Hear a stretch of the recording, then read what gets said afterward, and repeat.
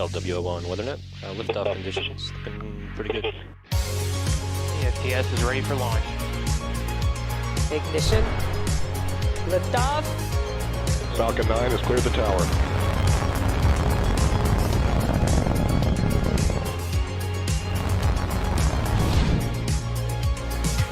Ten, 9, 8, Side booster ignition. 6, 5, 4, 3, 2, 1.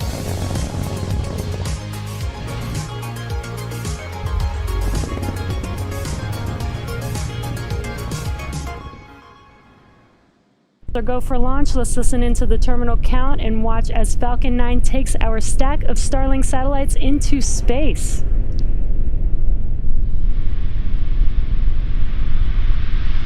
Stage 1. T-minus 15 seconds. 10, 9, 8, 7, 6, 5, 4, 3, 2, 1, 0.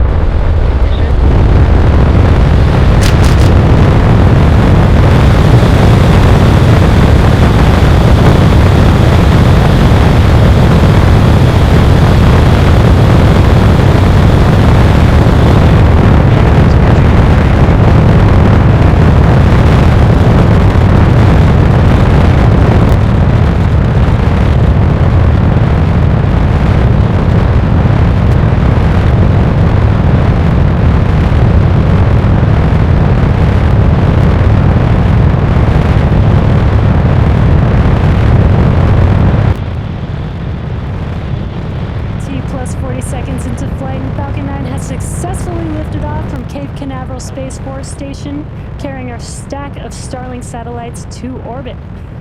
We're now throttling down our engines in preparation for max Q, which is maximum aerodynamic pressure. This is the largest structural load that the vehicle sees on ascent. We've got an awesome view of first stage of Falcon 9 there on your screen. Max Q. There's that call out that we've passed through max Q.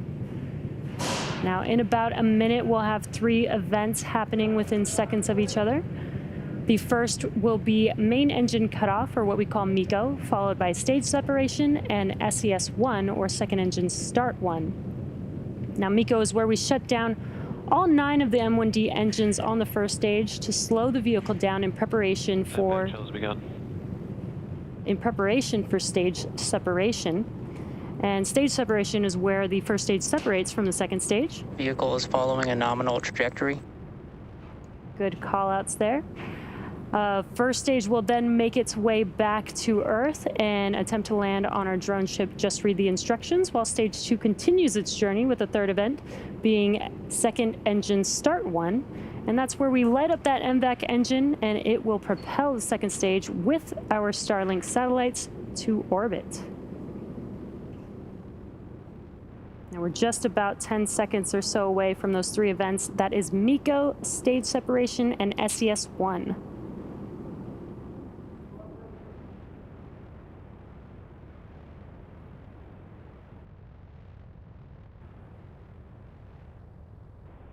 MECO. Stage separation confirmed.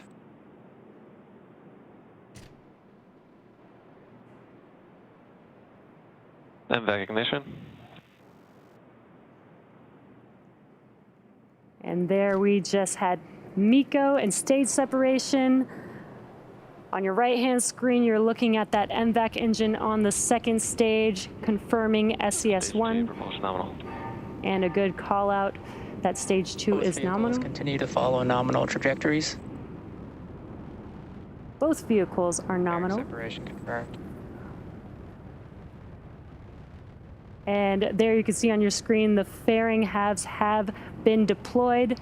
They are now making their way back to Earth, and as a reminder, we will be attempting to recover the fairing halves today with our recovery ships Go Searcher and Go Navigator. All right, as stage 2 heads towards its targeted drop-off orbit, stage 1 will execute 2 burns in order to make its way back to Earth. The first is the entry burn, where 3 of the Merlin 1D engines will reignite. and this helps slow the stage down as it re-enters the upper part of the Earth's atmosphere. The second burn is the landing burn, and this is a single engine burn that brings the vehicle speed down rapidly in order to land on the drone ship. We're about T plus 4 minutes into flight, and if you're just catching up with us, we had a successful launch of Falcon 9 from Cape Canaveral, Space Launch Complex 40. If you're looking at a live view of the Falcon 9 Stage 2 as it delivers our Starlink payload to orbit. Stage 1 is cruising back to our drone ship, just read the instructions in the Atlantic Ocean. Now we'll continue to watch Stage 2 here on a nominal ascent for a few minutes. As a reminder, the Merlins on the first stage are optimized for sea level, and these achieve around 190,000 pounds of thrust during ascent and descent. The MVAC engine is optimized for vacuum and achieves about 220,500 pounds of thrust on the single engine. The Starlink constellation is in low Earth orbit, or LEO, at around 550 kilometers. Now, most geostationary satellites are at 1,000 kilometers altitude, and these are the general satellites that we see in most other systems. When the satellites are farther from Earth, the round-trip data time between the user and the satellite, also known as latency, is much higher, resulting in poorer performance for activities like video calls and gaming. And we're about 30 seconds out here from entry burn. As a reminder, Falcon 9 is equipped with 4 hypersonic grid fins positioned near the top of the first stage on stage 1, using nothing but, that guide it back during its re-entry to the ground. Stage 1 entry burn startup.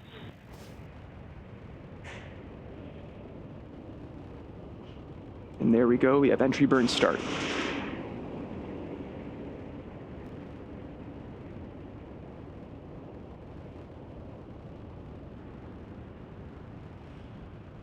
Stage 1 entry burn shutdown.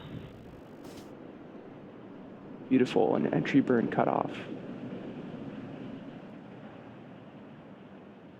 Stage 1 is going to continue its descent to our drone ship, just read the instructions.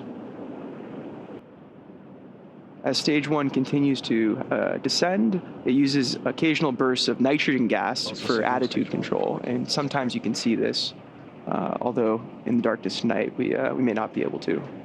To land, the Falcon 9 first stage is also equipped with 4 landing legs made of state-of-the-art carbon fiber and aluminum honeycomb. These are placed symmetrically around the base of the rocket and deployed just prior to landing. After first stage landing, stage 2 has a coast phase, then a short burn, and then another coast phase before deploying the satellite. Stage 1 landing burn. 10 seconds out.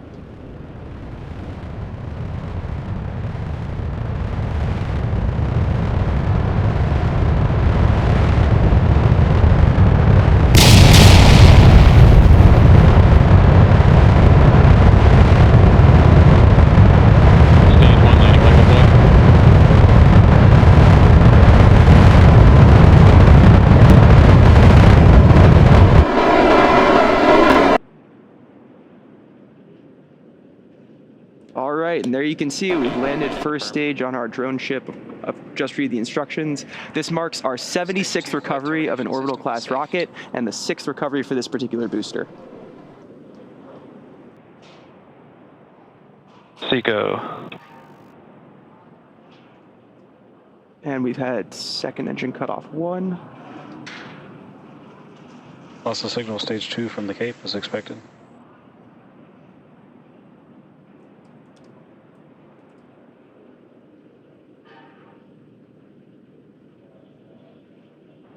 And we confirmed good orbit.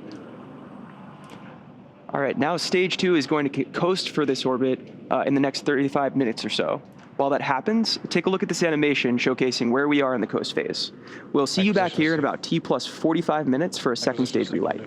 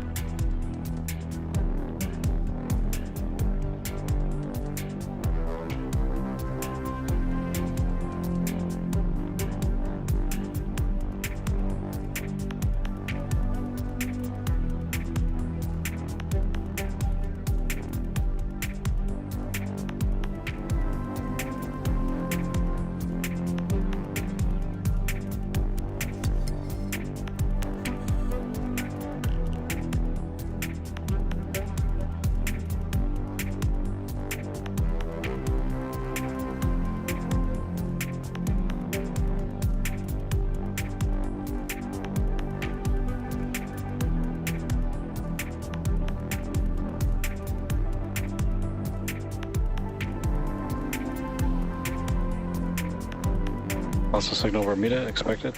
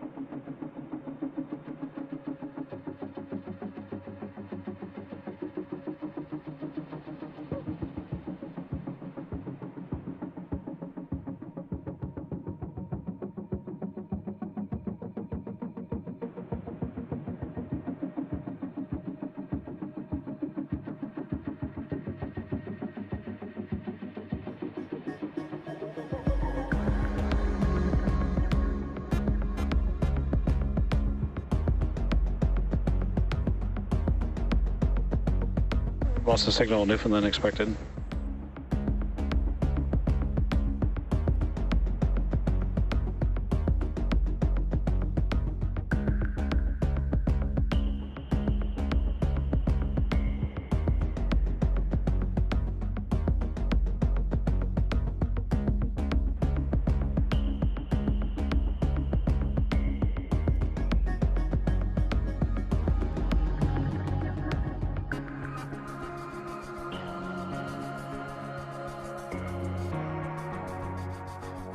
Acquisition of signal, Goonhilly.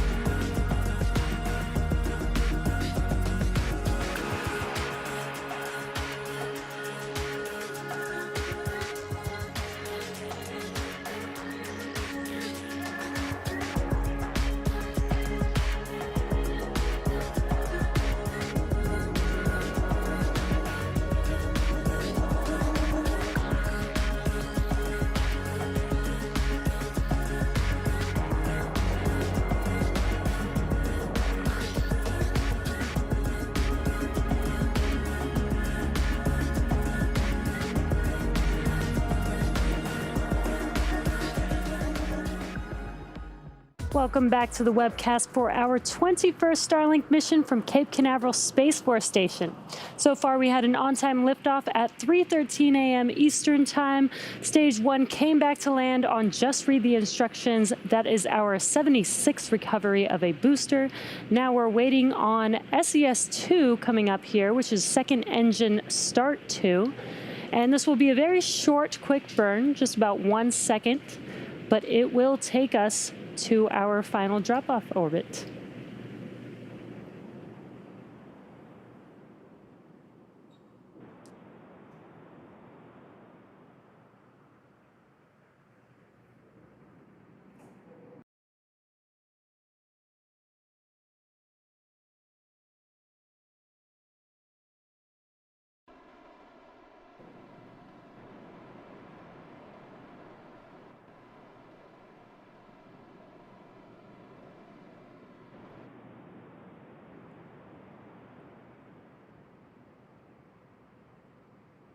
And there you could see it was a very quick burn, but we did have ANASIS-II and kOS. We got a call out. Nominal orbit insertion. There we go. Call out for good burn and a call out for a good nominal insertion. Again, our Starlink sats will ultimately end up in a LEO or low Earth orbit around 550 kilometers above Earth's surface, which is different than your typical geostationary or GeoSat, which orbits roughly 36,000 kilometers above Earth. We have another 15-minute coast phase before we deploy our next batch of Starlink satellites into orbit. And during this time, the spacecraft will start to spin along its central axis, giving the Starlink satellites the momentum that they need to space themselves out over time after they deploy. While this happens, sit back and enjoy some more space jams. We'll see you back here at... Signal Diego Garcia expected. We'll see you back here at T+1 hour and 4 minutes.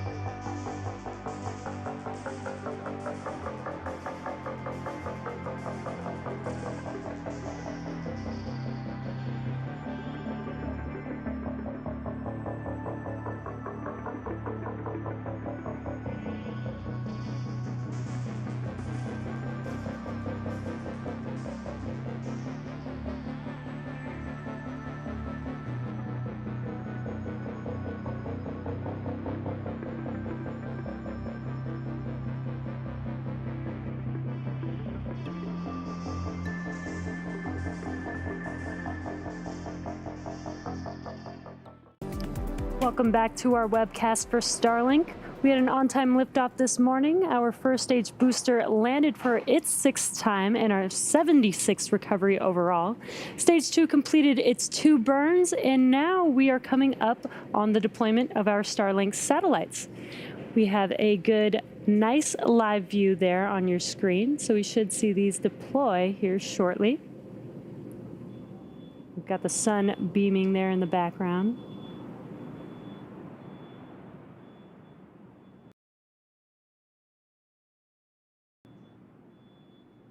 We're just about 10 seconds away from payload deploy.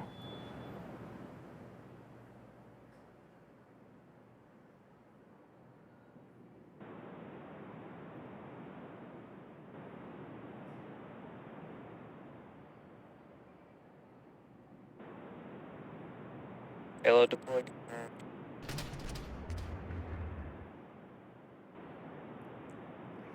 Now you can see those Starlink satellites out in space drifting away from second stage. As a reminder, this is just their drop-off orbit.